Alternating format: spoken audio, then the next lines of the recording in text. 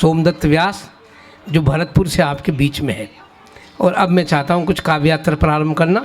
नेताओं के लिए बहुत कुछ कहा, राजनीति के लिए बहुत कुछ कहा कि राजनीति क्या होती है, ये क्या होती है। तो मैंने बहुत पहले कवियों से कहा है कि भैया हमारे नेता हमारे देश के ऐसे हैं जिनके लिए 2 लाइन लिखना भी बेकार है। और मैं यहाँ से यात्रा करना चाहता हूँ और आदरणीय निडर जी के लिए भी वो रास्ता लाना चाहता हूँ जहाँ कविता प्रारंभ होती है। मैं अपना वो धर्म पूरा निर्वहन करने की कोशिश करता हूँ। आदरणीय मफतलाल जी भी आ गए। कवि, क्यों तुम नेताओं पर व्यंग कसा करते हो? मैंने बहुत कहा है, मानते नहीं है कवि लोग, ये रॉ मटेरियल मानते हैं कि इनसे ही कविता बनती है। नहीं, कविता कविता से बनती है।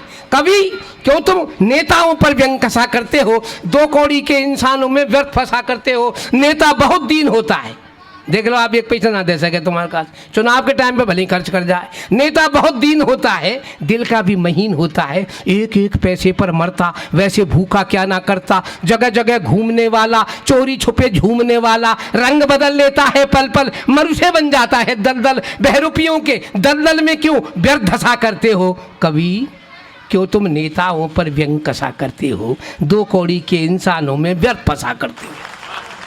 अच्छा होगा दूर रहोगे, अच्छा होगा दूर रहोगे, वरना तुम भी यही कहोगे मेरा घर टूटा फूटा था फिर भी नेता ने लूटा था। लूट पाट करने का धंधा, नेता सीधा साधा बंदा। दया नहीं इसको आती है, इसकी रूह बदल जाती है। अरे मरी हुई रूहों को लाकर व्यर्थ हंसा करते हो। कवि, क्यों तुम नेताओं पर व्यंग कसा करते हो? 2 कौड़ी के इंसानों में व्यर्थ फंसा करते हो। नेता होता है मक्कार, इससे कुछ कहना बेकार। जो सिक्का हो जाता खोटा, बिन पैंदे का होता लोटा। दल से दल लुढ़का करता है, कुर्सी की आहें भरता है। नेता बड़ी बला होती है, ये भी एक कला होती है।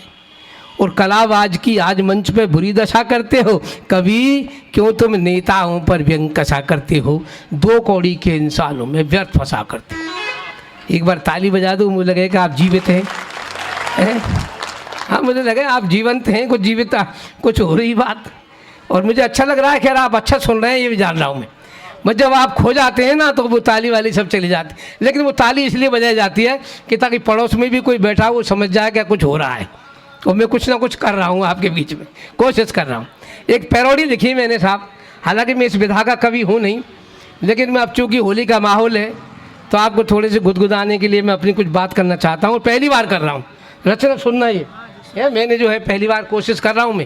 मैंने कहा ना मैं इस विधा का नहीं, मेरी विधा अलग है साहब, मेरी है। कौन कहता है अहिंसा आज़ादी लाई है? कौन कहता है कि चरखे से आज़ादी आई है? अरे हुए शहीद हजारों तब आज़ादी पाई है। तो मैं यहाँ भी बात करता हूँ, इस विधा से भी जुड़ा हूँ। पर मैंने एक पैरोडी लिखी है, आपको मस्ती के लिए पैरोडी पढ़ना चाहता हूँ। मैं चाहता हूँ कि मैं पहली बार पढ़ रहा हूँ साहब आपके बीच में।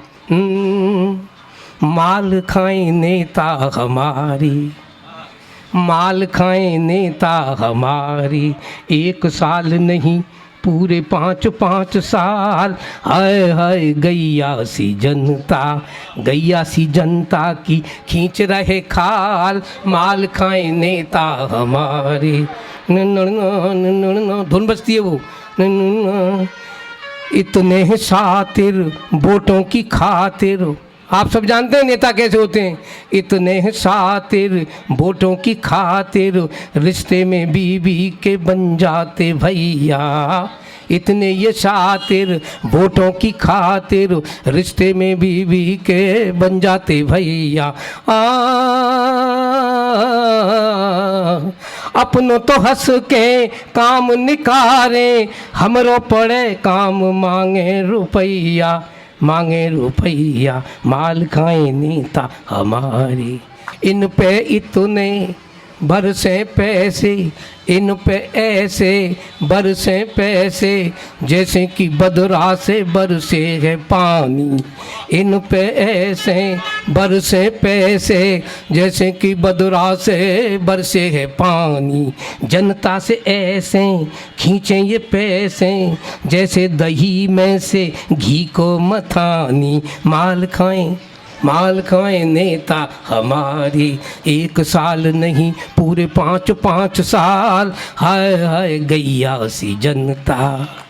और गैया सी जनता की खींच रहे खाल, माल खाए नेता हमारी। कल तक जिनके पाँव में चप्पल, वो अब पहनते हैं बाटा के जूते। कल तक जिनके पाँव में चप्पल, वो अब पहनते हैं बाटा के जूते। कल तक जिनके पास थे छप्पर, घर उनके अब आसमानों को छूते, आसमानों को छूते। माल खाए नेता हमारी।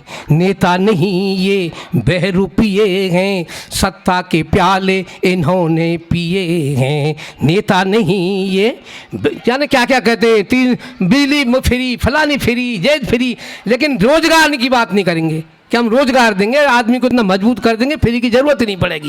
ये कहते हैं ना, नेता नहीं ये बहरूपिए हैं, सत्ता के प्याले इन्होंने पिए हैं। नेता नहीं ये बहरूपिए हैं, सत्ता के प्याले इन्होंने पिए हैं।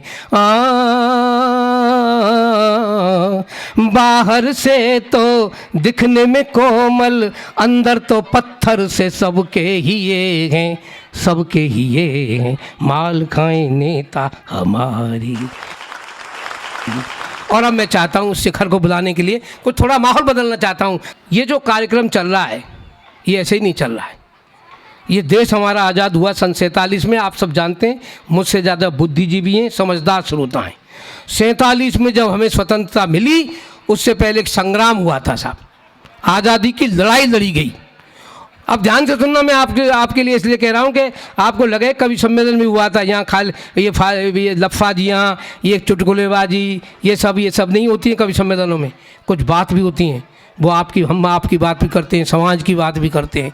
तो मैं यहाँ से भी चाहता हूँ, जिन लोगों ने अपना खून दिया, सुभाष चंद्र बोस का नाम सुना होगा आपने, तुम मुझे खून दो मैं तुम्हें आज़ादी दूंगा।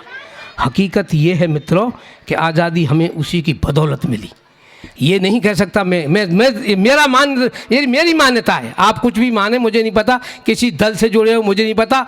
मैं अपना परिचय देना चाहता हूँ कि हम बीजेपी के नहीं, बहुत साफ बात करना चाहता हूँ, किसी दल। और जितने मित्र हैं मेरे कवि सम्मेलन में जो आए हैं, आमंत्रित कवि मित्र हैं, वो विश्वास मानिए किसी दल से जुड़े हुए नहीं हैं। अगर वो जुड़े हुए हैं तो इस देश की मिट्टी से जुड़े हुए हैं और मिट्टी की बात करते हैं। उन्हें ना कांग्रेस से मतलब, ना बीजेपी से मतलब, ना किसी और। इसीलिए हम कहते हैं कि राष्ट्र की बात करना चाहिए। अरे यार, चंद्रशेखर आज़ाद, भगत सिंह, इनको आप पढ़ेंगे रोंगटे खड़े हो जाएंगे।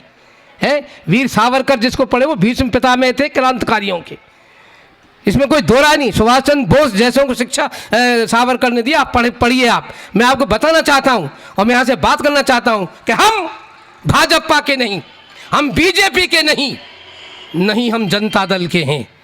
हम तो केवल भारत माता के अंचल के हैं। हम भाजपा के नहीं, हम जनता दल के हैं। हम तो केवल भारत माता के अंचल के हैं। हम गंगा जल के नहीं, हम गंगा जल के नहीं, हम यमुना जल के हैं। हम गंगा जल के नहीं, हम यमुना जल के हैं। हम उन आंसुओं के हैं जो माँ की आंख से छलके हैं। हम गंगा जल के नहीं, हम यमुना जल के हैं। हम उन आंसुओं के हैं जो माँ की आंख से छलके हैं। अरे एक एक आंसू हमने हाथों में समेटे हैं, एक एक आंसू हमने हाथों में समेटे हैं। हम आज़ादी पर मर मिटने वालों के बेटे हैं। हम कलम के रखवाले, आज़ाद परिंदे हैं। हम तब भी जिंदे थे, हम अब भी जिंदे हैं। इसलिए कहना कि मेरे सामने एक ऐसा व्यक्तित्व बैठा हुआ है जो आपको जगाएगा, आपके लहू का संचार बढ़ाएगा। मुझे विश्वास है ऐसा। मैं इसलिए कहना चाहता हूँ, विश्वास मानो। मुझे तो सुनाया गया है कि मंच पर एक बार जवाहरलाल नेहरू चढ़ रहे थे नए जूते पहन के, ये मुझे बताया गया है। साथ में दिनकर जी भी थे। अचानक पंडित जी का पैर फिसल गया। पंडित जी भी अच्छे लेखक रहे, इसमें कोई दो राय नहीं। खैर, जो बात है वो तो कही जाएगी। अचानक पैर फिसल गया साहब, दिनकर जी ने संभाल लिया। पंडित जी का जब क्रम आया तो उन्होंने यही बात कही कि आज यार एक बात बहुत गड़बड़ हो गई। मैं जब सीढ़ियाँ चढ़ रहा था मेरा पैर फिसल गया। वो दिनकर जी थे जिन्होंने मुझे संभाल लिया। तो दिनकर जी ने टिप्पणी की बताई। दिनकर जी ने कहा कि पंडित जी इस बात को ऐसे मत समझो, बात को ऐसे लो, जब जब भी राजनीति का पैर फिसलेगा साहित्य उसे अपना सहारा देगा। और आज राजनीति का पैर फिसल चुका है। मित्रों, आप सब जानते हैं नेताओं का स्तर कितना गिर गया है। राजनीति कहाँ चली गई। वो क्या था, वो रचना का जो मतलब बेटा था, मैं सही था क्या है, पर जो छोटा सा था, बोले मम्मी एक बात बता, ये राजनीति क्या होती है। और आनंद लेना मित्रों राजनीति की जो व्याख्या जो हुई, इसने कहा कि तू खां बात कर रही है, खां बात कर रहे हो राजनीति, रात के बज रहे 11, सो जा कचू राजनीति ना। बोले मम्मी कल ये तो परीक्षा में आवेगा, ये सवाल तो आएगा, उत्तर बता मुझको राजनीति का है। अब रचना तो कवित्री बोले ऐसा कर, तू कचू शब्द ने याद कर ले।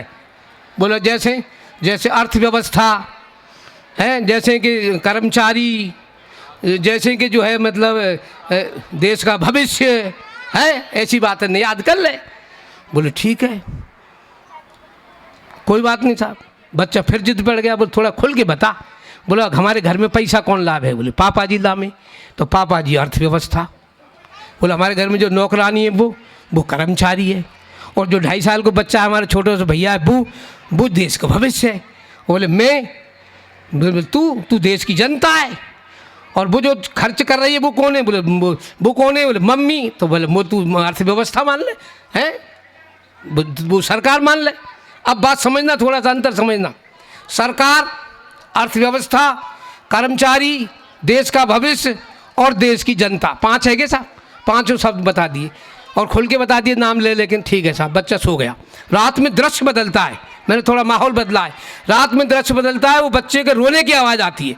वो जो 2.5 साल का बच्चा था ना, वो बहुत ज़ोर ज़ोर से रो रहा था। बड़ा बच्चा भाग के गया मम्मी के कमरे में, मम्मी सो रही खर्राटे लेके। छोटा सा बच्चा वो गंदगी में लिपटे पड़े और रो रहा था। वो तुरंत वहाँ से गया, बोले पापा बुला के लाऊं। वो पापा कमरे में जाने लगा तो बोले वहाँ था ही नहीं वो नौकरानी कमरे में। अब वो देखा होगा उसने कुछ गड़बड़ खटपट जो कुछ हुई, वो अपने चला आया। सुबह जैसे ही सब नाश्ते में बैठे, आप समझदार श्रोता है, बात समझने की कोशिश करना। सुबह सब नाश्ते में बैठे, मम्मी पापा, वो लड़का जो है, बोले पापा, वो मम्मी। बोले क्या बात है। बोले मैं राजनीति समझ गो। बोले क्या समझो। बोले पूछे मत। तो बोले समझ तो गो क्या बात है। बोले मम्मी बात तो मैं समझाऊँ। अर्थव्यवस्था कर्मचारी को शोषण कर रही है। बात समझ में आ गई। अर्थव्यवस्था कर्मचारी का शोषण कर रही है, और देश का भविष्य गंदगी में लिपटा पड़ा है, रो रहा है, चिल्ला रहा है, पर सरकार खर्राटे लेके सो रही है? और मम्मी सबसे बड़ी बात तो न्याय एक और है। बोले क्या है। बोले देश की जनता सब कुछ देख रही है पर कह कुछ ना रही।